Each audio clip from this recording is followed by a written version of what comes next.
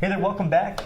Here with Jacob Weigel over here at Keller Williams, Portland Central. Jacob, thank you so much for joining us today. Of course, no problem at all. Yes, yeah. It's an interesting time. Yes, right? yeah, We're it just talking about this. We're in the winter months, right? We're just kind of crawling into February, and there's some weird things going out there. Yeah. Right. And so, kind of walk us and the people out there. What are you hearing out there when it comes to like the buyers, sellers, investors, whatever it is? Why is it so weird? And this is kind of a traditional thing year after year. Those in the market that are selling in Portland and even nationwide, there's a belief that when we hit the winter time and we hit the colder and the wetter months, homes for some reason don't sell. That it's a slower time in the market. And is it a psychological thing? I think it's totally psychological. It's not sunny, when you think in the Midwest or on the East Coast as well too, when you hit the winter time, you get snow, you get strong weather conditions that people don't come out for. But here in the Pacific Northwest, pretty mild. Yeah, it's pretty mild. Yeah. We can all get in the car, we can put a jacket on, and go see an open house every once in a while. We don't own umbrellas. No. At least if you're true or going to. No, not at all. Do you own an umbrella? I do not. Okay. No. There's no umbrella in my car. There's a rain jacket, but no umbrella in the car. Okay, don't worry. Yeah. But in the Pacific Northwest, sellers that are looking to get into a transaction in the next year, they hold off until the spring to sell. And they tell agents this, they tell their friends this, they don't want to get in the markets. And it's because of what they're hearing out there. Yeah, of course. They have this kind of subconscious belief that, homes don't sell in the wintertime. And so what happens is, right now, we now have less than a month of inventory in the MLS in Portland. Okay, let's pause for a second. For the viewers out there, what does that mean? It means that with the amount of buyers that are showing up and the transactions that we have in a monthly period, we don't have a full month of homes on the market for those buyers. Wow. And so when you go to open houses, we're seeing wild amounts of open house numbers. One of my co-agents here in the office said that she had 96 people at an open house on Sunday afternoon. And that was Super Bowl Sunday. That was Super Bowl Sunday. Wow. Okay. People are showing up. We have multiple offer situations. We have qualified buyers in the market. And so on the other side of that, all of these sellers that are sitting and waiting for the springtime to come, that's when all the inventory hits. And so really, speaking to somebody right now about selling, it's a great time to be a seller in the market. It totally is. If you have 90 people, first of all, Super Bowl Sunday, that does not happen. No, it doesn't. People are time to That's a national holiday. Come on. Yeah, it's a national holiday. Yeah. It truly is. And so that's really interesting because what it does, it drives prices up a little bit, right? We're talking about supply and demand, and when there's multiple offer situations, again, talking about the invisible hand out there on the macro level, that's great for sellers. It's great. It's not fantastic. the best for buyers, but great for sellers, right? Yeah. So. I was at an open house on Friday nights. When I was there, I was one of 24 people there the first day on the markets. And by Sunday afternoon, the agent listing was able to sit back and relax and watch the game because she had 9 offers on the property. That's interesting. Yeah. And so let's talk to the buyers a little bit because, when we're talking about lower inventory, it means they need to be a little bit more aggressive on their offers, at least at this point in time. There's still properties out there that are sitting for longer than 30 days, right? So you can be a little more have more power as a buyer to negotiate for that. Of course. And so going into these kind of months, not to deter buyers, but what can they do to get into these contracts?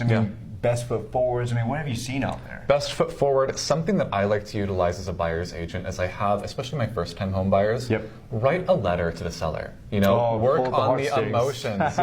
If you're a first-time buyer and your dream is truly to have children, or even if it's just have a dog, all right? I myself, I want to buy a home because I want to have a dog in the backyard every day, all right? That's my thing. But write that out. Put photos in there. Tug at the heartstrings. See that we're in this industry for first impressions. People love me, all right? I sit down and I connect. How can we connect over a negotiation? How can we bring in our personalities into the negotiation? It definitely helps because, again, when you have agents representing you as the buyer or you as the seller, there's no, I won't say there's no human interaction because, again, you want the agents to represent you because it's a contractual agreement that you're walking into. And, again, you don't want to, get into an argument with these guys. Of course, sometimes you get these offers in, or you submit an offer, it gets rejected, or if it's total low, industry, not official word, but lowball offer. Yeah, of course. It's offensive, right?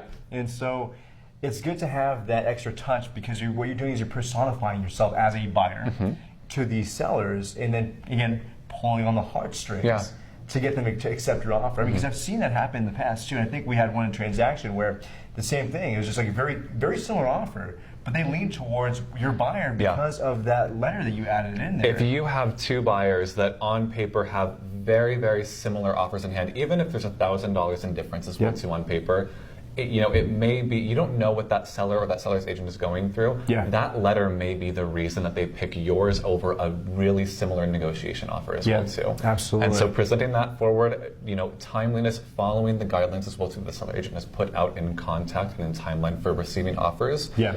Showing up as professional as possible on the agent side, and then as a buyer, showing up with the most positive emotions possible in the transaction really will help you out. Keyword positive emotional, because this is a very emotional process. It's stressful, yes. It can be stressful. Yeah. And on the latter end, because we're talking about the letters helping you, I've actually seen people like listening, not listening agents, but sellers pull the offers, or the accept offers that we don't want to sell them the house because they're either being very unrealistic with the demands that they're having, and vice versa. The buyer's like, I don't want to buy that person's house because he is a it's just like that stuff really happens out there. It totally does. Emotional and we always have to remember we're buying the house. We're not buying the people. We're buying the house. So it's really good to have people that are kind of like representing you in the best way possible, specifically in these times of market when things are a little more competitive. Put your best foot forward. It's going to be stressful. You're going to hear no. But Jacob and other agents such as himself are there to help. So, given that you're a qualified buyer that has the capacity to purchase a home, if you are looking at property in a market like now, and we see out there that there's very little inventory, and you lose a home, I'm here to keep looking. Absolutely. We keep on going. Patient. The moment that property that you love, that forever home or the first home, whatever that next step is for you, hits the market, we're able to send it over to you, go out and view it, and then put in an RSA as soon as possible. That's it. So, and there you have it. So that's Jacob Weigel with Keller Williams Portland Central. If you have any questions about the market, where we're at here going into February, going into March here in the next month or so, give him a call. His contact is going to be listed here below. And he's one of the best. He's very even-keeled, especially with these times of crisis. Of course, yes, So calm down, everybody's take a deep breath. We're good. So give him a call. He's here to help you. And again, that's Jacob Weigel with Keller Williams Portland Central. And we'll catch you guys next time. Jake, thank you so much. Thank you so much for having me here, Adnan. We'll catch you guys here next time. Thank you.